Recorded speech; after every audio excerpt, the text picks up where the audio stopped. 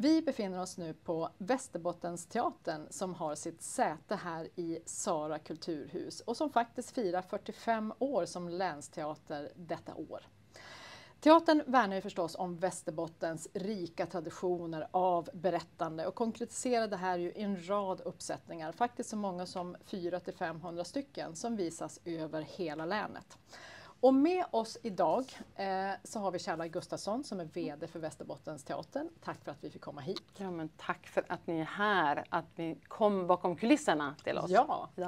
Ni har ju precis avslutat det här med Berättarfestivalen som faktiskt är den 17:e i ordningen. Ja. Berätta lite mer om det och vad som var höjdpunkterna i det här. Ja, alltså det är ju svårt. Berättarfestivalen är ju vårt flaggskepp inom vårt berättaruppdrag. Som ju handlar om att sätta på scen olika former av muntligt berättande. Berättande som scenkonst. Och det är svårt att plocka ut bland 140 programpunkter som Skellefteborna kan ta del av under en vecka. Men det finns ju allt möjligt. Det finns berättarföreställningar, det finns workshops, det finns författarsamtal. I år kunde man också ta del av berättande och fotvård samtidigt. Vilket var lite unikt. Och årets tema var kurage. Vi har ju liksom förstås ställt oss i samtiden och sett vad är det vi behöver, vad är det vi behöver främja nu? Och då handlar det jättemycket om, som sagt, det handlar om kurage att kunna stå för den man är. Och några höjdpunkter tycker väl jag ändå har varit att vi har kunnat välkomna tillbaks Järnkronan. Jakob Hultkrantz, som spelade huvudrollen i vår uppsättning av Järnbanan, var tillbaks med den berättelsen om Didrik, Saras berättelse om Didrik. Men också våra jättemånga samarbeten med musikaliska, Skellefteå musikaliska, som hade på scen Dennis Lyxzén tillsammans med Alice från Röda Naglar och Vidar från Kjells bänk, som pratade om deras konstnärskap i temat kurage. Så det är några axplock, men det är svårt att säga när det är, som sagt, vi marinerar Skellefteåbygden under en vecka. Ni antog ju en ny vision 2024. Jag berättade ju i inledningen att ni är en lästeater som verkar över hela länet. Men den här visionen fick också en liten nationell touch. Ja, men precis. Jag såg när jag kom att det fanns en vision som var bra, men där vi fanns i en ny kontext i Sara kulturhus. Skellefteå hade också en ny kontext och lite grann en ny kostym. Vi gjorde en omvärldsanalys och spände bågen lite högre. Så nu är ju våran vision att vi ska vara Sveriges bästa länsteater för modig scenkonst som utmanar, berör och berikar. Och det ska vara en teater för alla. Så vi vill ju nå en nationell publik också. Vi vill vara relevanta för hela landet. Och det ser ju vi, kanske inte bara tack vare visionen, men att vi har fått ett antal kvitton på redan nu.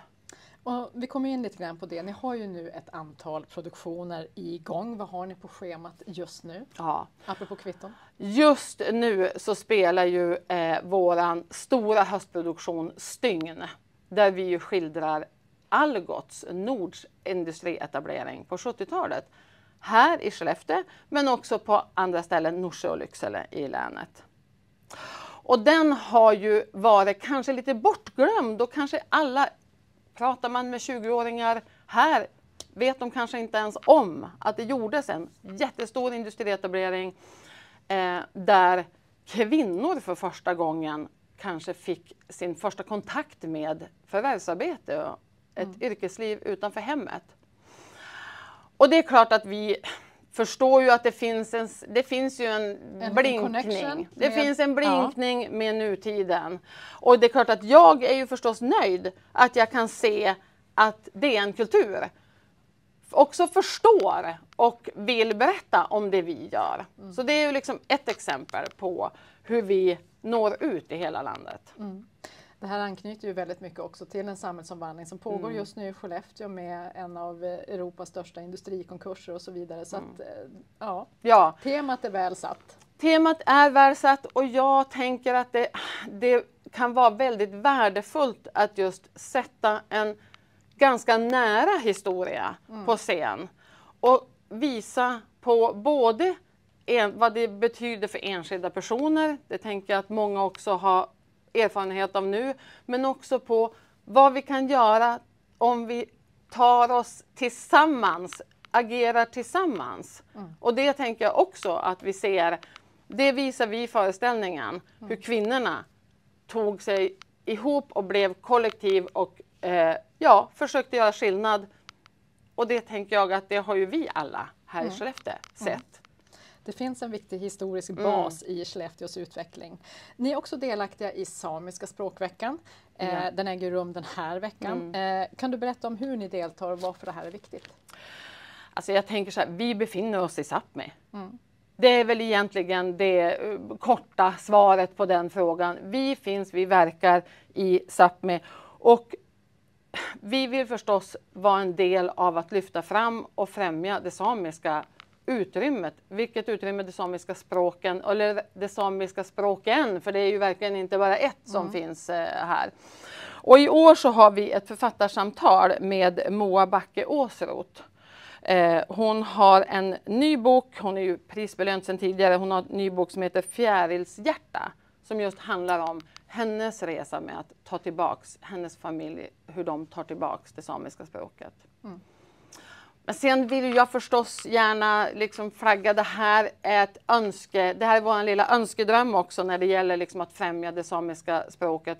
Vi gjorde en uppsättning av Mats Jonssons bok När vi var samer.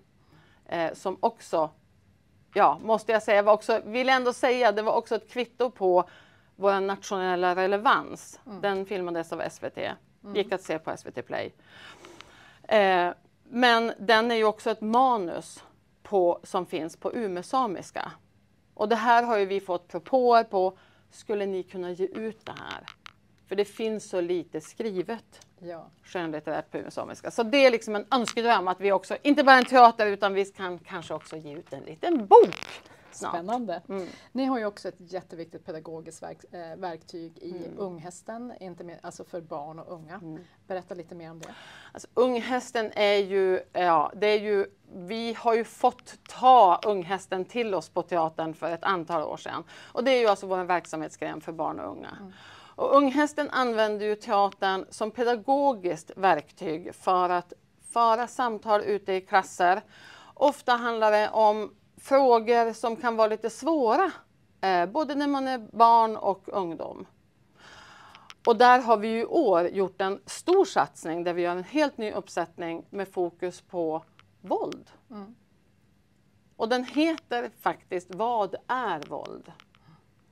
För att just visa på problematiken, bredden, kunna skapa samtal. Vi har inför den föreställningen gått ut och lyssnat med barn och unga.